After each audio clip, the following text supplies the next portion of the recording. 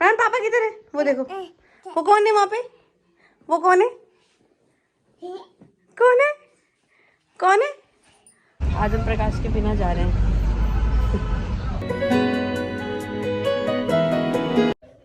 Hi guys, good morning, welcome back to my channel. तो आज का ब्लॉग शुरू हो रहा है सुबह से ही। आई थिंक 10:30-11 हो रही है और हमारी सारी पैकिंग हो गई है क्योंकि मैं और मम्मी और प्रहान हम जा रहे हैं देहरादून अपने घर। तो पैकिंग वैकिंग हो गई है, अभी निकलते हैं। कैब आने वाली है, कैब का ही वेट कर रही हूँ मैं। फिर हम चलते हैं घर।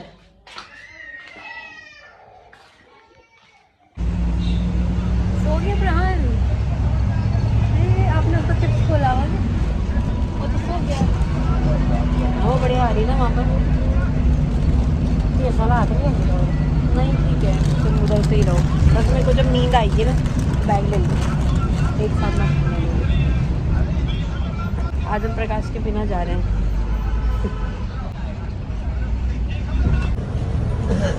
पापा रेडी हो चाहिए। कितना हिल रहे हैं, बहुत हिल रहे हैं। बैंकर की बुढ़ड़ी मेरे फोटो खींचा। हाँ नहीं खींचना तुम्हारा फोटो। हाँ नहीं खींचा। हाँ थोड़ा उनका जाने फोटो खींचे खींच दे। अरे एक नंबर, बिल्कुल एक नंबर। बवाल मानी खेल तो हाँ हाँ बवाल मानी खेल तो बनेगा। हाँ नाच हाँ चलता है बने सबसे बढ़िया था वाला गड़िया। अच्छा कब दीजिएगा? मोबाइल पर देखते ना। अच्छा हेलो, थैंक यू। मोबाइल पर इनका अच्छा तो गाइस हम पहुंच गए हैं घर। और ये मेरी दादी सास है ना। हाँ भाई प्रकाश की दादी है ये। और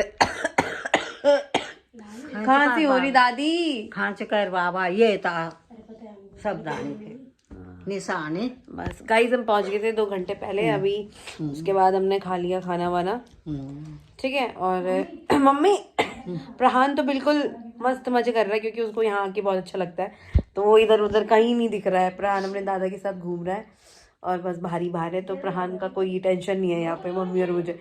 और मेरे साथ एक ट्रेजेडी, वैसे हमेशा कुछ ना कुछ होता है बट आज प्रकाश नहीं था तो फिर एक तो उसकी कमी बहुत फील हो रही थी। दूसरी बात उसकी कमी इसलिए फील हो रही थी कि मेरे पास बिल्कुल इतना बड़ा बैग, मेरा सफारी वाला, मैं दिखाऊंगी।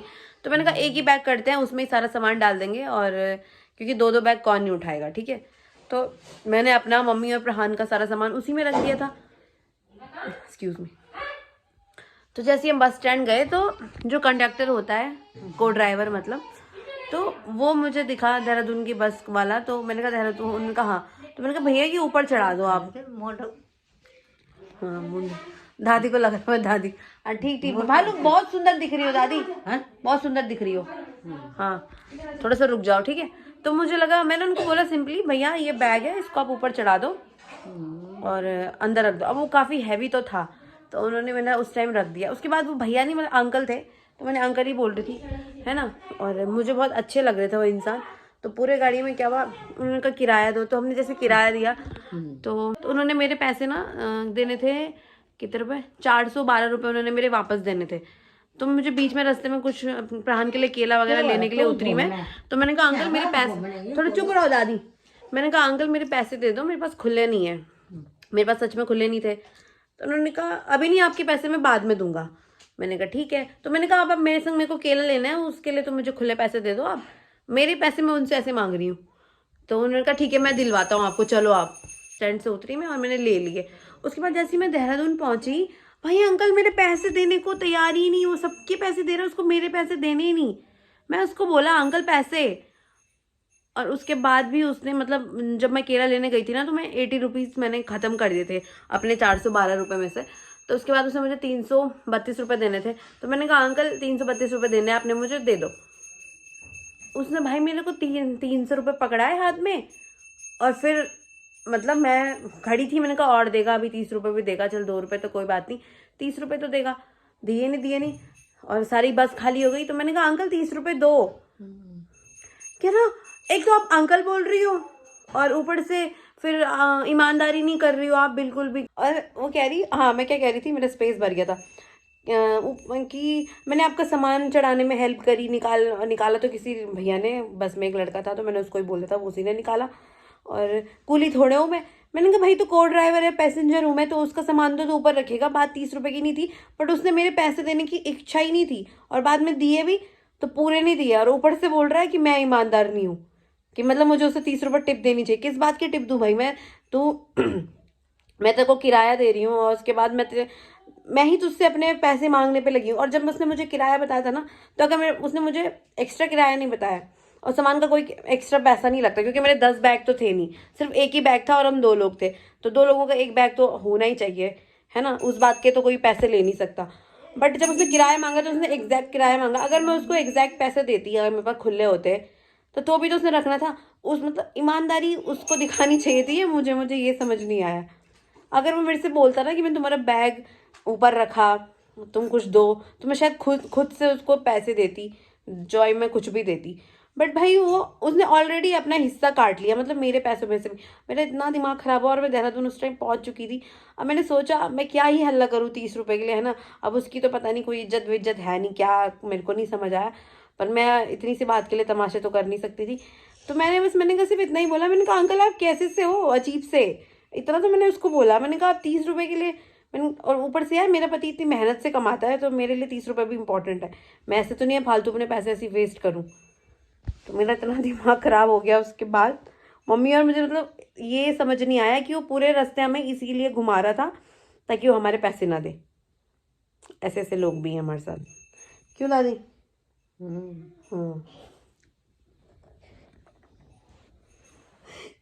कातर फोटो काढायचे थी मेरे आप अब अच्छा की वेगी, ठीक है छक्की हुई ठीक है, ओके।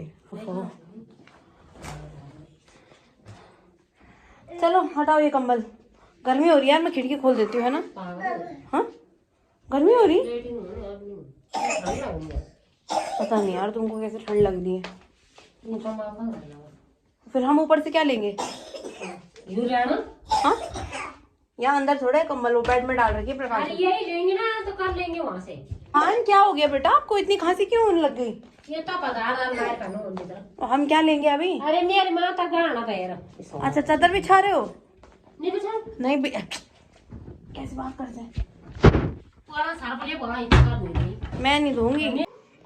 आई आई आई आई आई उसको इतनी मजा आ रही बेड पे, बेड कैसे वो चल रहा है।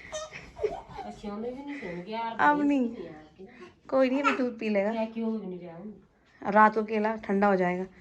ओ गम हो गया।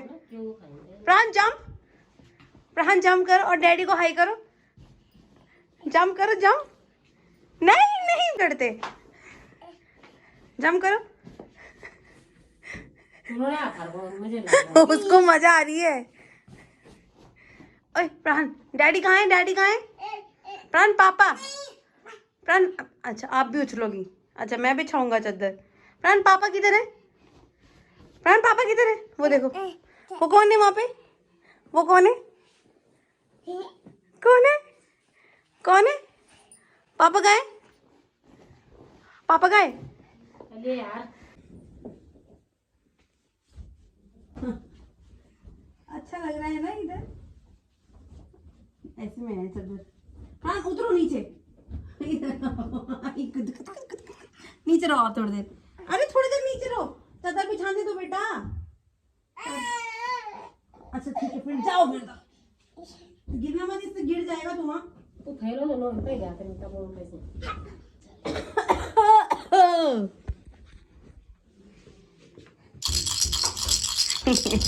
चलो सो जाए, अभी ये सब यहीं पे रख देते हैं, सो जाते हैं, ठीक है। गुड नाइट, पापा को गुड नाइट कर दो, गुड नाइट। मेरी बेटी, हम कहाँ आए हैं? हम अपने घर आए हैं। ये क्यों फाड़ा आपने लास्ट टाइम? इसमें देखो धूल जमी है, ये प्रहान ने पिछली बार फाड़ दिया था और हम कवर करना भूल गए, अब इसमें धूल ही धूल जमी है। कल मम्मा को ये सारी यहाँ सफाई करनी पड़ेगी। सो जाते हैं, ठीक है। अच्छा दूध पीना है, ठीक है चलो चलो। ये गेट बंद करूँ, मतलब यहाँ रहने दूँ ना। इन पर्दों से थोड़ा सा भी हवा नहीं आती, हैवी है ना ये। चलो गुड्डू सो जाते हैं, ठीक है, गुड नाइट। हाँ पता नहीं टाइम कितना हुआ। हाँ पर लेट जाते हैं ना, थकान लग गई बहुत। कितनी धूल जमी हुई उस फोटो में, दिख रही है आपको? हाँ यहाँ दूर से ही आ रही नजर। बाबा कल साफ करना पड़ेगा रे वो, पर ऐसे कि उसको ग्लास में पता नहीं चल रहा कि धूल जमी है ना। चलो गाइस, प्रहान को अब नींद आ रही है। चलो प्रहान, गुड नाइट। ये वाली तक पकड़ेंगे बाद में बंद।